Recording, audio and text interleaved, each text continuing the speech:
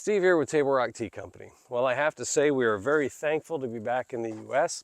For those of you following our channel, we were away in Thailand for the last 2 weeks, scouting out some things for our connectivity fund. There will be more videos on that coming up, I'm sure. But if you haven't already, please subscribe to our channel below. That will really help us out. It doesn't cost you anything, but makes a world of difference to us. We are very, very excited about some new stuff for this YouTube channel. We're going to be doing all kinds of really cool things. And we'll put them in sections too. So there'll be sections on how to grow and make tea, sections on different book reviews, herbal medicine, equipment, and things like that. We are really going to ramp it up this year. So if you haven't already done so, please definitely subscribe to the channel. That helps us out a lot. Now, since this is our first day really back on our farm since we've been away, I'm going to do kind of an initial assessment. This is really the beginning of our year, so to speak. We always take January off. It's the only time when the plants slow down. And so once we get back, February, we hit the ground running. Now, we're not quite in February yet, but we're getting there. So I'm going to go through and show you what I look for with our plant health, okay? They took a pretty big hit this winter, and I'll show you all of that. You know our channel, we don't hide anything, the good, the bad, and the ugly here. So we want you guys to be successful with whatever you're doing, whether it's regenerative farming or planting tea or doing whatever. So we'll try to help out as best we can, and we'll try to be honest as best we can. So yeah, let's do an assessment of the plants. All right, so these are some of our smaller plants. They are doing okay, but what you'll notice is that a few of them, like this guy right here, really got hit heavy, okay? All of this that you see is frostbite. It's gonna lose a lot. We've got some really thin stems. Of course, right next to it, plants that are doing pretty decent. Now, for those of you unaware, we plant by seeds here. We do that on purpose. We do not do clones.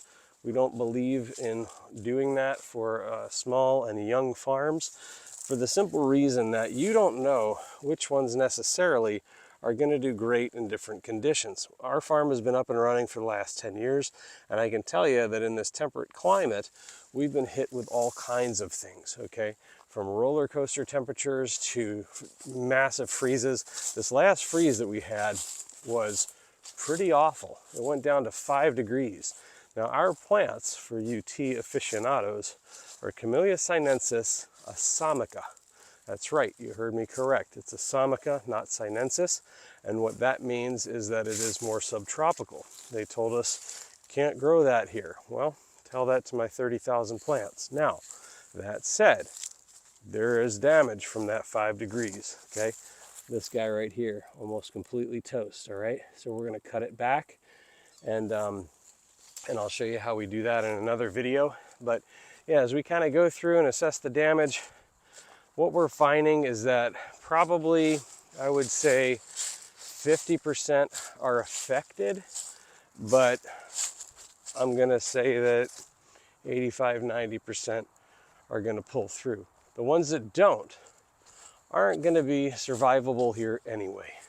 So I would rather see those losses on the front end and have healthy, vigorous plants for this farm for the rest of it. So, yep, going through, it's all pretty consistent. Now, let's take a walk over to the older plants. These are the younger ones.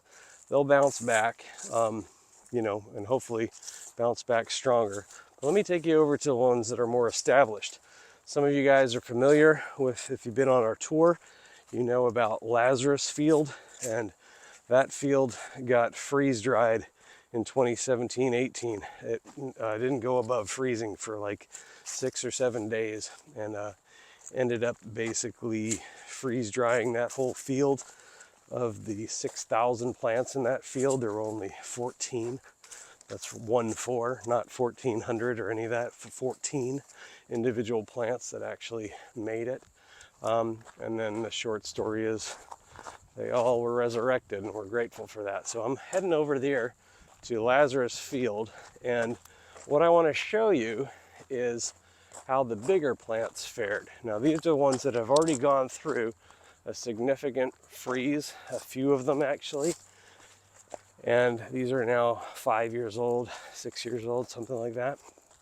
And you can see how well they're doing. So over here, basically no damage at all, okay? So as I go through this field, we're gonna be just fine. This is our main field that we harvest from, and yeah, everything is looking good. Like I said, this is my first assessment since we've been back from Thailand. We just got in last night. So these are all looking really good. They're ready for pruning for winter leaf, and we should be good to go. So that's gonna all start this coming week. Pretty cool. Okay, now we're gonna move over to what we call our wall of fame, and I'll show you that in just a second here when I flip the camera around. And this area behind me is against the greenhouse. That is where we have about 20 different varieties from all over the world, so we'll kind of see how they do. This is our most significantly important plant. This is that EBT, and that actually has done fine. Surprisingly better than fine. It's almost like the cold started a growth spurt on this one, so that's awesome. I wasn't expecting that. As we go through this wall of fame, we've got different ones. These are going to be more subtropical here, and then as we walk over, we're getting into what we call the cold hardies, things like Korean and Sochi and that kind of stuff. But as you look at these, yeah, they're okay, but they haven't done any better than this guy right here on the end. This is an Assamica. Right next to it is a Sochi. So you can see that even at the 5 degrees in general, once they're mature, they're doing pretty good. Now we'll take a walk into the greenhouse. Again, this is just our first assessment coming back from break. So we want to definitely check the greenhouse and see what's going on in here.